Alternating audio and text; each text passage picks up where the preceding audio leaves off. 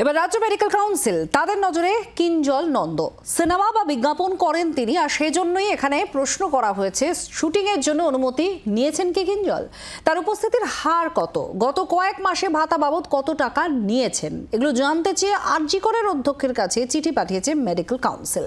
7 দিনের মধ্যে আবার জানানোর নির্দেশও দেওয়া হয়েছে।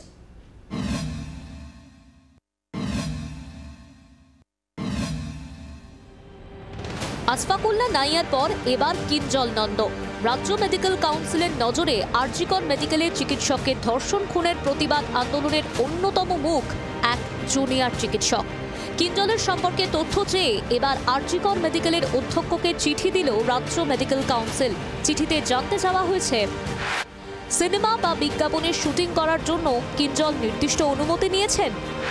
পোস্ট গ্র্যাজুয়েট ট্রেনিংয়ের ক্ষেত্রে 80% উপস্থিতি বাধ্যতামূলক।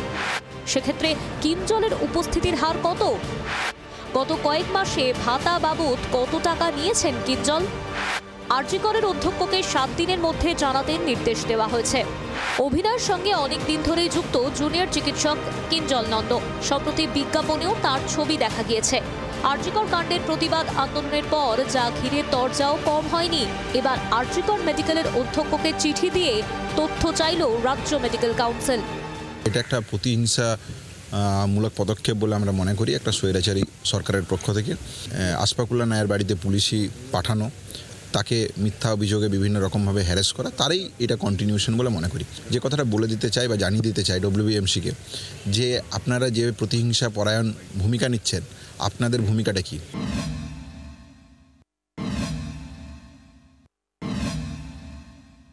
হিংসাপরায়ণ সরকার ভারতবর্ষে এরকম সরকারই আসেনি।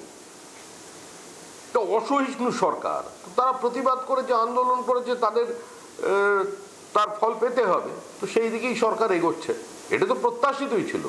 জুনিয়র ডক্টরদের সঙ্গে কাজ করতে করতেও দেখেছি, তাদের সঙ্গে কথা বলতে গিয়ে তাদের একটা বড় ক্ষোভ হচ্ছে যে কেউ কেউ নানা কাজের জন্য সুযোগ পাচ্ছেন এবং আসল কাজগুলো করছেন না, এবং বিধির বাইরে গিয়ে নিজেদের কেরিয়ার তৈরির জন্য এই আন্দোলনকে অন্যভাবে ব্যবহার করেছেন। একজন ওই ক্ষেত্রের সেই জায়গায় যতটা অ্যাটেন্ডেন্স দরকার সেটা থাকছে না। আরজি কর কাণ্ডে দোষী সাব্যস্ত সঞ্জয় রায়ের আমৃত্যু কারাদণ্ডের নির্দেশ দিয়েছে শিয়ালদা আদালত। সঞ্জয়ের ফাঁসি চেয়ে হাইকোর্টের দ্বারস্থ হয়েছে সিবিআই ও রাজ্য সরকার।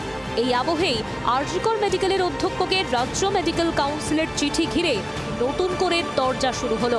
ব্যুরো রিপোর্ট, জি 24 ঘন্টা। বাংলার আওয়াজ, বাঙালির আবেগ, জি 24 ঘন্টা।